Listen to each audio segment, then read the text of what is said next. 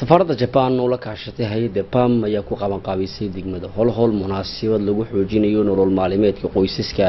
ay hayntooda hooseyso iyo meelmarinta waliba continue lagu talagalay dugsiyada waqooyi iyo koonfurta ardayda dugsiyada Japan oo iskaashi dawla leh hay'adda PAM ayaa ku soo qaban qaabisay degmada Holhol ee Alisabiix munaasabad ka turjumaysa taageerada xukuumadda Japan ee ku aadan isgarabtaaga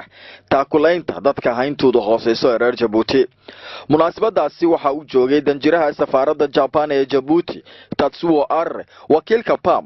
Jack Hingis xogaha fulinta ee Onars Hussein Hassan Darar la taliyaha madaxweynaha jamhuuriyadda ee u qaabilsan taakulaynta iyo horumarinta dadweynaha reer Djibouti Marwayaan Hassan Umar prefect ku-xigeenka ee degmada Holhol Mahdi Aadan Shirwa agaasimaha gobolka wasaaradda waxbarashada qaran iyo tababarka xirfadaha Garab Akadir Dabeli madaxa xafiiska gobolka ee waaxda wasaaraddaasi mudane Xuseen Barre Cawaale iyo qaar kale oo isugu jira odayo dhaqameed ee waxgaradka barayaal iyo ardayda dugsiga hoose ee Holhol kadib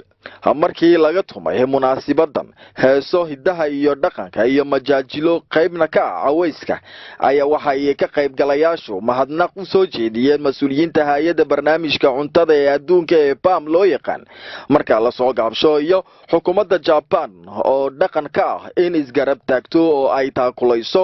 dadka hayntoodu hooseyso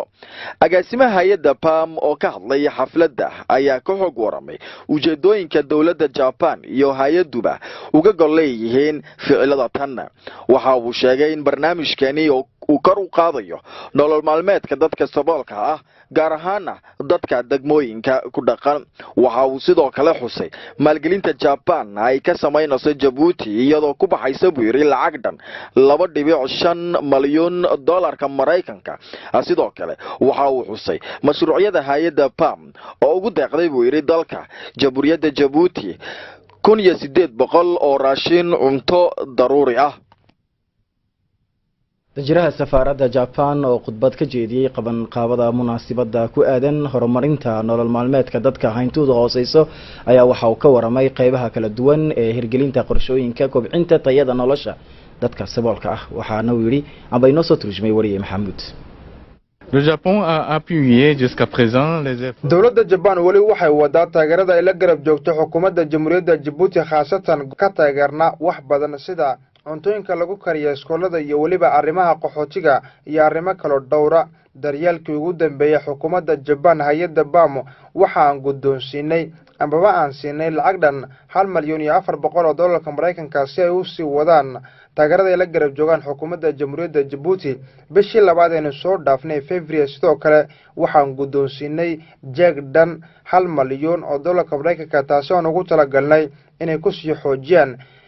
xiriirada iskool kala dhaxeeya isla markaasina ay ku wanaajiyaan waxaan sidoo kale aan si wadi doonaa inaan garab joogsano xukuumadda Jamhuuriyadda Djibouti waxaan ka shaqayn doonaa taageerada cuntada laga kariyo iskoolada waxaan ku faraxsanahay inaan idinkala soo qayb qaato xafladan wax badan ayaan ka shaqayn doonaa inaan tacliinta oo wax badan soo kordhisay isla markaasina cuntooyinka lagu kariyo iskoolada loo baahnaa inaan kala shaqayno dawladda Djibouti iyo hay'adaha kale dalka Éducation aux enfants